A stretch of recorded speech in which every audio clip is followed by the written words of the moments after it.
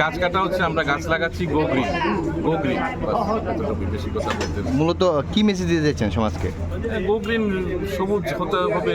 যেভাবে অক্সিজেনের অভাব হচ্ছে চারিদিকে, বিভিন্ন গাড়ি ঘোড়া পলিউশন হচ্ছে, গাছই তো আমাদের বাঁচাতে পারবে, এছাড়া তো আমাদের কোনো রাস্তা নেই। সেই লক্ষ্য রেখে কি আপনাদের বৃক্ষরোপণ করতে হবে, সবাইকে বলবো বৃক্ষরোপণ। Thank you. বিদ্যালয় কর্তৃপক্ষ অত্যন্ত খুশি। আমরা বিভিন্ন প্রোগ্রামে আমাদের যারা অ্যালামনি আছে ওনাদেরকে আমরা পাই, স্কুলের যে কোনো সমস্যায় পাই, উপকারেও পাই, যে কোনো প্রোগ্রামে ওনারা আসেন। এই প্রোগ্রামে আমরা অত্যন্ত খুশি, আমরাও যুক্ত হয়েছি ওনাদের সঙ্গে, আমরা তো ওনাদের সঙ্গেই আছি। আমরা আশা করি এই গাছগুলি আমরা বাঁচাতে পারবো, অত্যন্ত মূল্যবান গাছ। উনি ঠিকই বলেছেন, আমরা এগুলিকে বাঁচানোর চেষ্টা করি। বাচ্চাদের কি মেসেজ দিচ্ছেন?